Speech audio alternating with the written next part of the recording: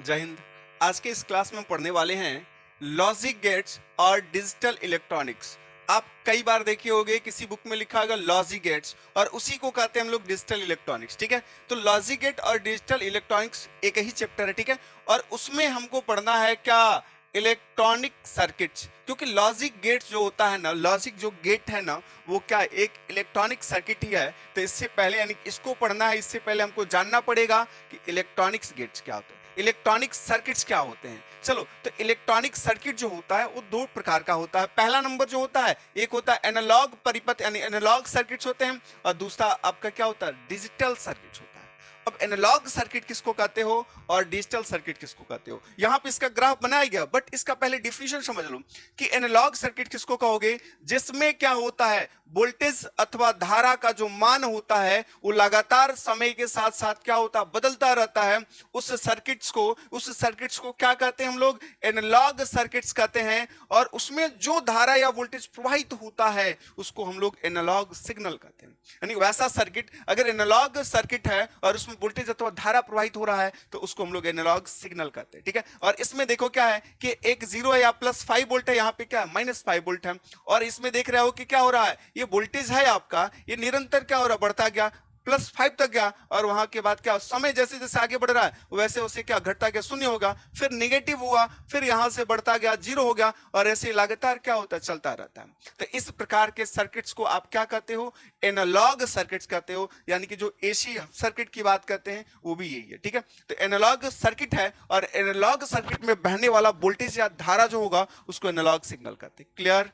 चलो, यहां पे बात करेंगे, क्या ये तो क्लियर हो गया ना, इसको देख लो, ग्राफ बना लेना। ठीक है, अब यहां पे बात करेंगे डिजिटल परिपथ, डिजिटल सर्किट्स की बात करेंगे। तो डिजिटल सर्किट क्या होता है जी, जिसमें वोल्टेज अथवा धारा के सिर्फ 2 ही स्तर होते हैं, सिर्फ 2 ही लेवल होते हैं, जिसको हम लोग क्या कह सकते हैं, एक में पहला आपका क्या होगा, फिक्स पॉइंट होगा, 0 होगा, और दूसरा आपका कौन सा पॉइंट होगा, कोई एक निश्चित मान। कोई एक निश्चित मान का मतलब क्या होगा, आप उसको प्लस से इंडिकेट करो या माइनस से इंडिकेट करो, उससे कोई मतलब नहीं है। तो यहाँ पे प्लस या माइनस से किसी से इंडिकेट कर सकते हो। तो यहाँ पे एक पहला आपका क्या हो गया, 0 हो जाएगा, और दूसरा एक कोई फिक्स मान हो जाए। फिक्स मान यहाँ पे +1 ले लो, +2 ले लो, +5 ले लो, +10 ले लो, जो मन करे ले लो। यानी कि वोल्टेज जब भी चलने वाला हो या धारा जब भी चलने वाली हो, एक कांस्टेंट चले।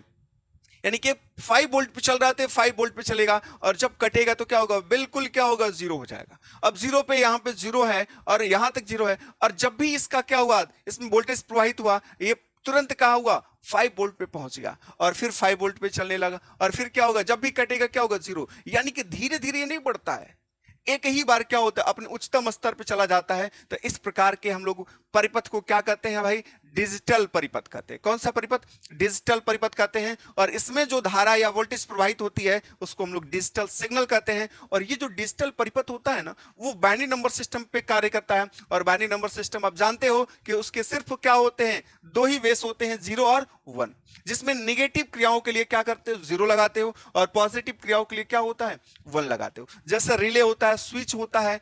ठीक है, ये सब के सब क्या है, या कह सकते हो कि स्विच लगा के हम लोग डिजिटल परिपथ बना लेते हैं। और डिजिटल परिपथ में आपका स्विच भी आता है, जैसे स्विच में सिर्फ 2 ही क्रिया होती हैं। ऐसा है, स्विच को ऑन करोगे तो बल्ब क्या होगा, जलने लगेगा, और स्विच को जब ऑफ करोगे तो बल्ब क्या होगा, बुझ जाता है। यही होता है। अब ऐसा नहीं हम करते हैं कि स्विच को बीच वाली अवस्था में लाके रख दें तो बल्ब आधा जलेगा, यानी कि उसका क्या थोड़ा कम हो जाए, ऐसा तो नहीं होता है ना। तो इसी प्रकार के इसको हम लोग क्या कहेंगे, डिजिटल परिपथ, जिसके सिर्फ 2 क्रिया, एक तो नहीं तो क्या होगा, 0 पे जाएगी, नहीं तो 1 पे जाएगी। ठीक है, तो सारा जो इलेक्ट्रॉनिक्स परिपथों हम लोग यहाँ पे अभी देख रहे हैं वो सब डिजिटल परिपथ ही है। जैसे लैपटॉप वगैरह सब क्या होता है, डिजिटल परिपथ पे कार्य करता है। ठीक है, चलो, अब डिजिटल परिपथ जान गए तो यहाँ पे आपको क्या है, लॉजिक गेट्स जानने में कोई कठिनाई नहीं होगी, क्योंकि जो लॉजिक गेट होता है वो भी आपका एक डिजिटल परिपथ होता है, या कह सकते हो डिजिटल परिपथ के आधार पर ही लॉजिक गेट कार्य करता है। ठीक है, तो चलो यहाँ पे हम लोग बात करते हैं लॉजिक गेट की, कि लॉजिक गेट क्या होगा।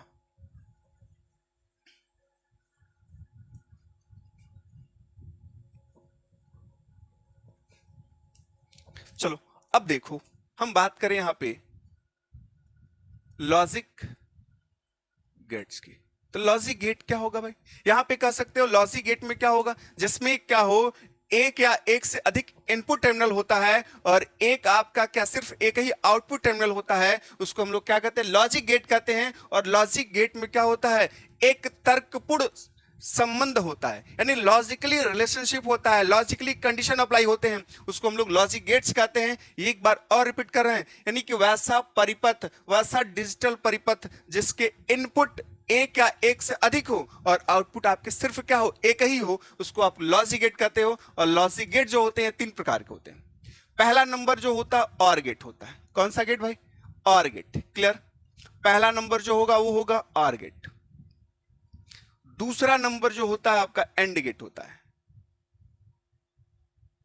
और तीसरा नंबर हमारा क्या होता है? Not gate. क्लियर? तीसरा नंबर हमारा होता है not gate. And gate, sorry, or gate की बात करें तो ऑर गेट का जो परिपथ होता है पहले देख लो।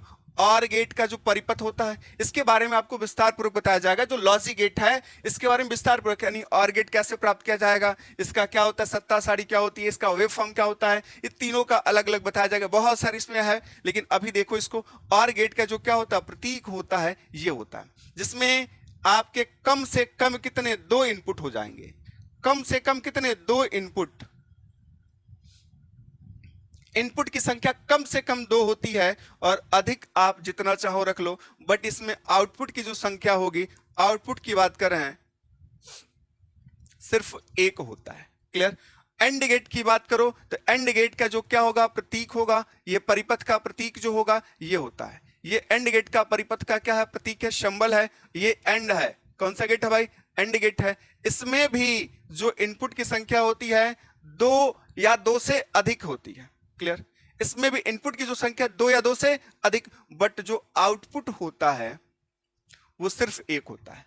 अब नॉट गेट में देखो तो नॉट गेट में क्या देखोगे भाई कि नॉट गेट जो होता है आपका, ये आपको याद रखना है कि नॉट गेट में सिर्फ एक ही, नॉट गेट में सिर्फ क्या होता है, एक इनपुट होता है। इनपुट की संख्या एक और आउटपुट की संख्या भी कितनी होती है, एक होती है। ठीक है? तो नॉट गेट की बात करो, देखो ऑर गेट में इनपुट की संख्या कितनी होगी, और या एंड में इनपुट की संख्या कम से कम दो इनपुट होंगे और अधिक आप जितना चाहो ले लो, बट इसके आउटपुट्स क्या होते हैं, एक होते हैं। नॉट गेट में एक ही इनपुट होता है, एक ही क्या होता है, आउटपुट होता है। ठीक है? अब देखो ऑर गेट की जो संक्रिया होती है, ऑर गेट को हम लोग प्लस संक्रिया से इंडिकेट करते हैं। ये गुणन होता है तो इसको डॉट संक्रिया से इंडिकेट करते हैं। ये क्या होता है, बार होता है। ठीक है? इसका बुलियन व्यंजक होता है, मान लो दो इनपुट्स है और एक आउटपुट है, तो इसका बुलियन व्यंजक हो जाएगा a प्लस बी इक्वल्स क्या, y। a प्लस बी यानी प्लस क्या है, r को रिप्रेजेंट कर रहा है। ठीक है? और इसका बुलियन व्यंजक होता है a dot b equals y। और जो डॉट है, गुणन क्रिया है, वो एंड को रिप्रेजेंट कर रहा है और इसमें एक ही इनपुट है, एक ही इनपुट है, यानी आप लिखोगे a बार इक्वल्स y। जो बार है वो नॉट संक्रिया को इंडिकेट कर रहा है। किसको? नॉट को इंडिकेट कर रहा है। तो देखो ऑर गेट का परिपथ होता है, ये परिपथ का प्रतीक ये होता है, इसका बुलियन व्यंजक ये होता है। और इसको पढ़ते क्या है भाई, इसको पढ़ते हैं हम लोग, यहां देखो a और प्लस को पढ़ते हो और, तो a और b इक्वल्स y पढ़ते हो। और इसको क्या पढ़ते हो, इसको पढ़ते हो a and b equals y। और यहां पे जो डॉट है ना, यहां पे जो डॉट है यही आपका क्या है, एंड है। क्लियर? और इसमें क्या पढ़ेंगे भाई, इसको पढ़ते हैं नॉट a इक्वल्स